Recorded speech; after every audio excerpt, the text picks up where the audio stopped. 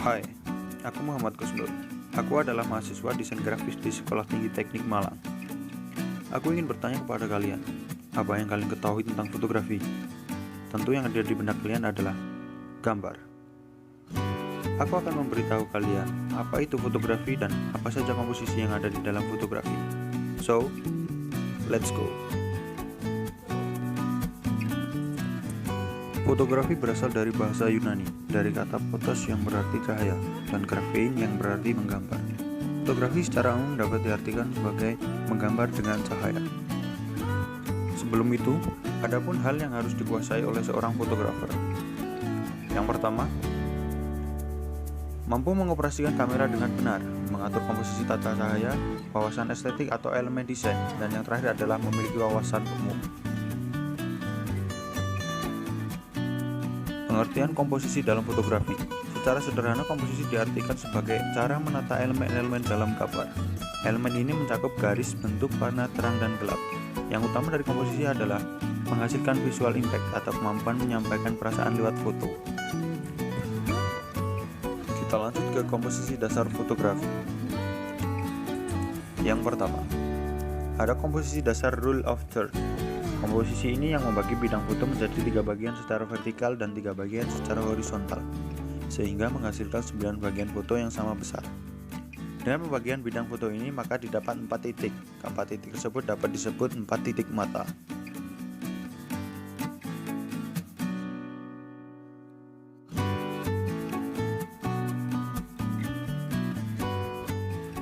Komposisi kedua adalah komposisi tengah, atau komposisi yang menempatkan objek di tengah-tengah foto.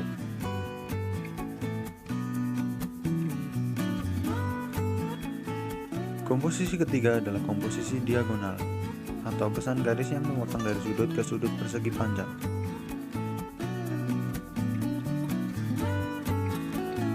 Komposisi selanjutnya adalah foreground, atau latar depan. Foto ini memberikan objek yang terletak di antara objek dan fotografer. Selanjutnya adalah komposisi background atau latar belakang. Komposisi ini memberikan latar belakang kepada objek sehingga terlihat keindahan dan tempat di mana objek berada.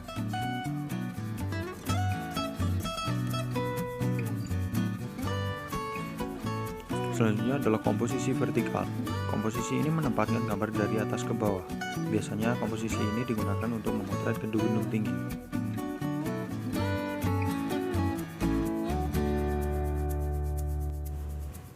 Selanjutnya adalah komposisi horizontal. Komposisi ini penempatan gambarnya dari samping kiri ke kanan. Biasanya digunakan untuk memotret pemandangan atau tempat-tempat wisata.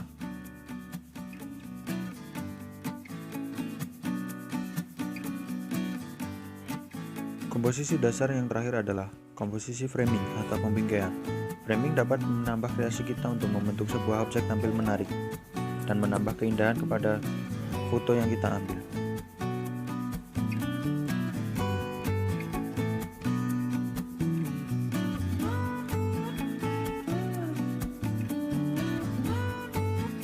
Selanjutnya kita masuk ke teknik pengambilan gambar. Yang pertama, teknik freeze atau levitasi, pemotretan untuk benda yang bergerak yang bisa dibekukan. Dengan catatan semakin cepat pergerakan benda tersebut, maka semakin besar angka speed shutter yang kita setting. Teknik kedua, panning.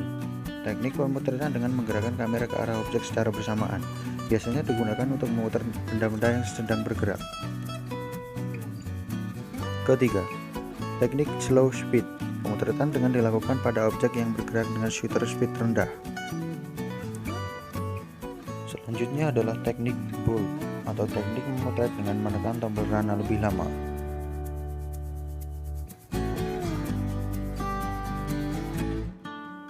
Teknik selanjutnya adalah teknik siluet.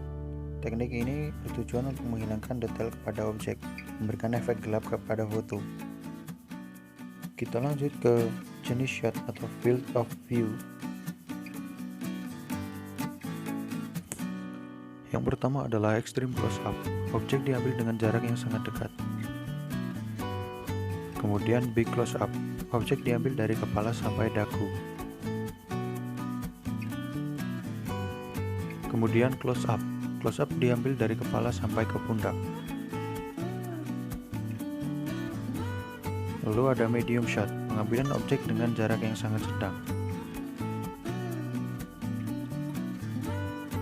Lalu ada medium long shot, ini pengambilan objek secara sedang namun dari jarak yang jauh.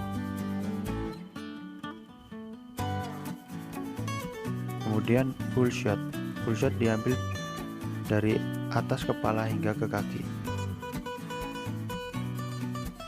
Kemudian long shot sama seperti full shot namun ini dari jarak yang sangat jauh.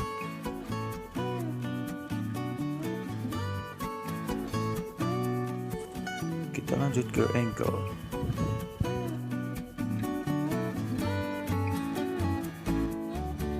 Angle yang pertama adalah eye level.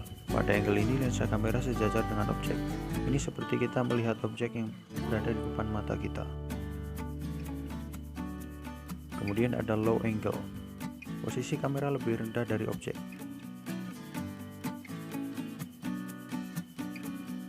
Kemudian ada high angle. High angle memiliki posisi lensa lebih tinggi daripada objek.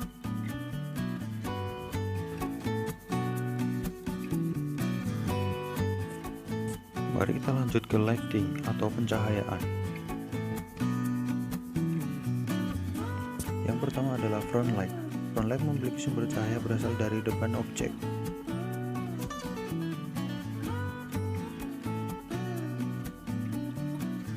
Kemudian ada side light. Side light memiliki sumber cahaya berada di samping subjek.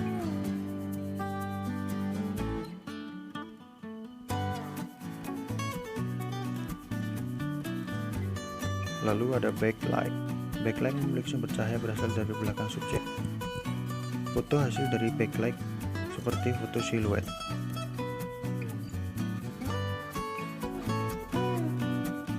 Kemudian ada fill light. Fill light adalah pencahayaan pengisi.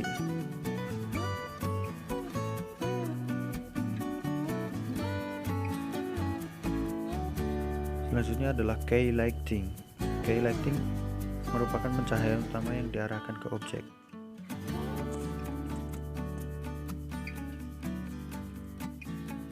Dan yang terakhir adalah 3-point lighting. 3-point lighting merupakan gabungan dari fill light, key light, dan backlight. Dan key light sebagai lighting utamanya.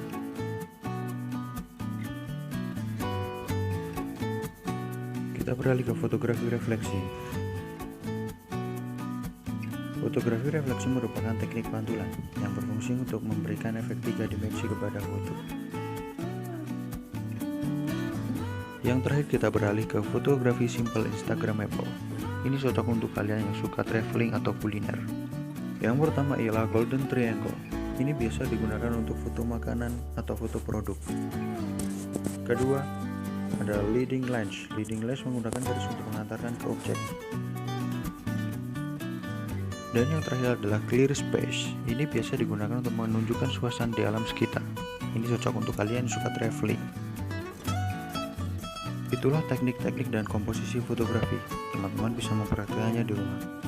Thank you for watching and thank you for time. So, see you next time. Goodbye.